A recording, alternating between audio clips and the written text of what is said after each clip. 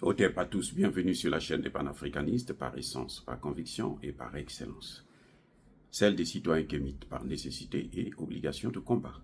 Nous sommes une chaîne qui n'est guidée que par nos ancêtres et rien que par les ancêtres qui appartiennent à l'égrégore du monde noir. Par conséquent, nous ne croyons en aucun dieu venu de l'étranger.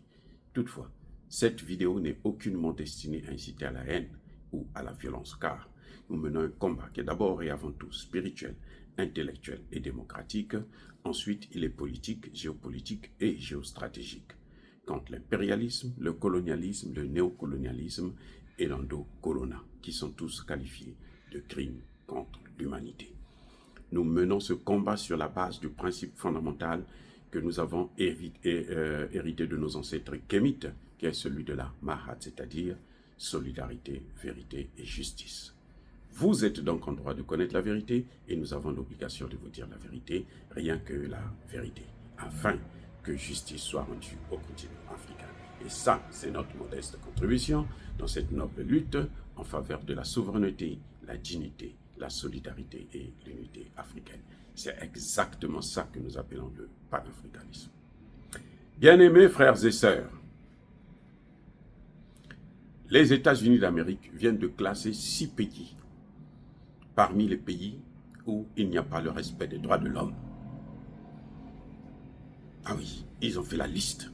Ils se sont assis comme les juges du monde entier pour dire que tel pays tu respectes les droits de l'homme, tel autre pays tu respectes pas les droits de l'homme, tel autre pays tu respectes pas les droits de l'homme. Voici les pays qui respectent les droits de l'homme. Parmi les pays qui ont été choisis, posez-moi la question, il y a qui? Bien entendu, il y a nos 3 pays, les leaders de l'AES. Il y a le Mali, il y a le Burkina Faso et il y a le Niger. Mais à côté de ces 3 pays, vous avez aussi l'Érythrée, le Soudan et l'Éthiopie. Ils ne respectent pas les droits de l'homme. Ceux qui respectent les droits de l'homme, ce sont les Américains. Oh, les Américains, ils sont trop formidables. Ils respectent les droits de l'homme d'une manière incroyable. Oh là là, les Américains, c'est les droits de l'homme. Aux États-Unis, les droits de l'homme, ils respectent tellement les droits de l'homme qu'il y a 65 millions de Noirs qui croupissent dans la pauvreté la plus totale. 60 millions de Noirs. Eh oui. Il y a 20 millions de sans-abri. Ceux-là, ils n'ont pas le droit d'avoir des abris. Dites-moi, ça c'est les droits de l'homme hein, américain. Les droits de l'homme, c'est que eux, ils sont là, ils sont juges. Et quand on parle des droits de l'homme, c'est lié à la démocratie. Aux États-Unis, il y a la démocratie. Alors que Trump dit que Biden avait triché pour être président. C'est des faits qui sont très très rares aux États-Unis. Il n'y a pas plus de 3 présidents qui ont eu de cas pareils. Et Biden, c'est le cas le plus grave de la tricherie pour être élu président. Mais on dit quand même qu'il y a la démocratie, il y a le respect des droits de l'homme, le droit de vote. Ils sont les premiers à venir donner des leçons aux autres. Les États-Unis, ils vous parlent des droits de l'homme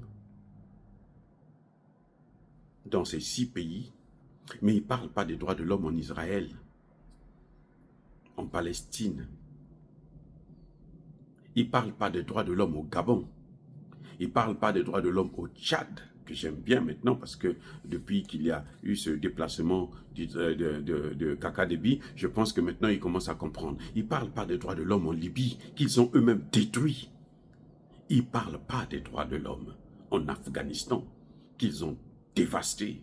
Ils ne parlent pas des droits de l'homme en Irak, qu'ils ont rasé. Ils viennent vous parler des droits de l'homme dans le Sahel. Mais pourquoi? Parce que les États-Unis digèrent mal l'indépendance des pays africains. Ils pensent que l'Afrique doit toujours rester leur esclave, leur paillasson. Les États-Unis, en fait, ce que fait la France, là, c'est à la demande des États-Unis. Ce sont les États-Unis qui ont donné à la France le pouvoir, le droit de gérer l'Afrique. Maintenant, les Africains sont en train de se prendre prendre leurs responsabilités, comme on le voit dans le Sahel. Parce que ce que vous êtes en train de voir dans le Sahel, c'est le début des États-Unis d'Afrique, que les États-Unis ne supportent pas.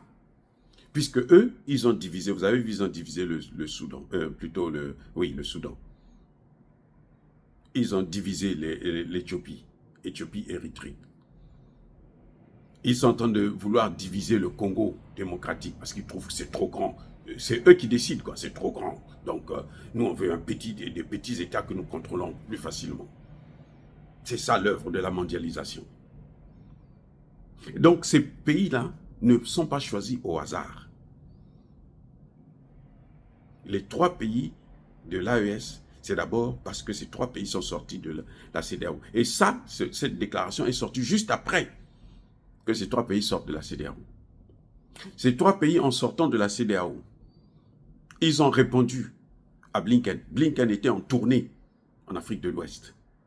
Et Blinken a déclaré en Afrique de l'Ouest qu'il n'y a pas de place pour une autre organisation. Que je n'en vois pas. Lui, il n'en voit pas. Lui, il croit qu'il est maintenant Dieu. Les 3 pays-là ont répondu à Blinken. C'est-à-dire qu'avant même que Blinken ne foule encore le pied aux États-Unis, il avait déjà sa réponse. Nous sommes sortis de la CEDEAO. Maintenant, fais ce qui te semble bon. Il est coincé, il est hébété, il est scandalisé, il s'affole, il panique. Eh oui, c'est ça le problème. Ces 3 pays-là ont mis les États-Unis au pied du mur. Ils ont détruit la France, parce que la France, aujourd'hui, elle est à genoux. Maintenant, le Soudan. Le Soudan, ce sont eux qui ont divisé le Soudan en 3 parties. Et les 3 parties ne sont pas en paix. Ils pensaient qu'ils allaient installer le chaos et puis contrôler maintenant ces 3 parties du Soudan. Non, ce n'est pas ce qui se passe. Ils n'arrivent pas à contrôler. Ils ont perdu le contrôle du Soudan. Et oui, ils ont perdu le contrôle du Soudan. Et probablement, c'est les pro-russes et chinois qui vont l'emporter dans cette guerre. On y va vers, où les deux vont se réunir pour choisir une même voie. Parce que la guerre au Soudan s'est déclarée parce que le Soudan s'apprêtait à accueillir une base militaire russe. Voilà l'objet de la guerre, les raisons. C'est pour ça que les États-Unis ont allumé le feu. Mais ils croyaient contrôler la chose, ils ont perdu le contrôle. Les États-Unis ne parlent pas de droits de l'homme en Somalie, que eux ils ont détruit. Ce sont les États-Unis, c'est Bill Clinton qui a détruit la Somalie. Pourquoi ils parlent de l'Érythrée? L'Érythrée est le seul pays africain, le premier pays africain à dire non contre toute sanction contre la Russie. Il a dit, moi je soutiens la Russie ouvertement au Conseil de sécurité de l'ONU. À l'Assemblée générale plutôt. Et l'Éthiopie a bloqué le projet américain de couper l'Éthiopie du Tigré.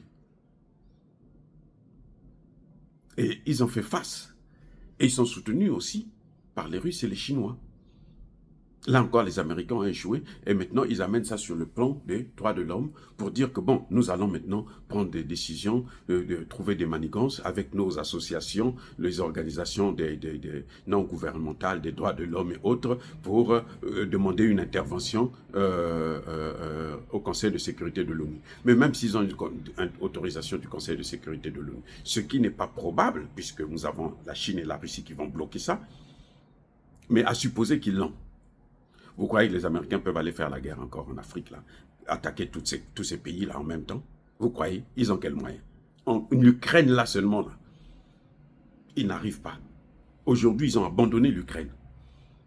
L'Ukraine est abandonnée à son propre sort. Ça ne peut pas continuer comme ça.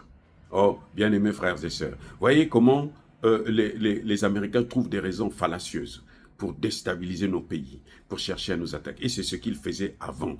Mais maintenant, là, ça devient de plus en plus compliqué. Parce que pour faire une guerre dans un pays étranger, il faut avoir l'aval du Conseil de sécurité de l'ONU, ce qu'ils ne peuvent plus avoir.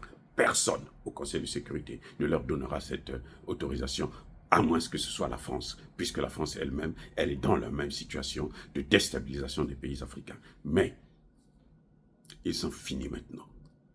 Et même s'ils obtiennent cette autorisation, ces armées africaines sont en train de monter en puissance, sont en train de se préparer pour les accueillir.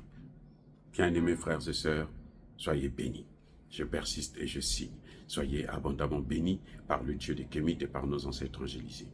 Mais que tous ceux qui persécutent le continent africain le pillent et le déstabilisent, qu'ils soient noirs, blancs, chinois, arabes, juifs, indiens ou qui qu'ils soient punis, maudits, foudroyés, neutralisés, écrasés, effacés par le Dieu des Kémites et par nos ancêtres angélisés.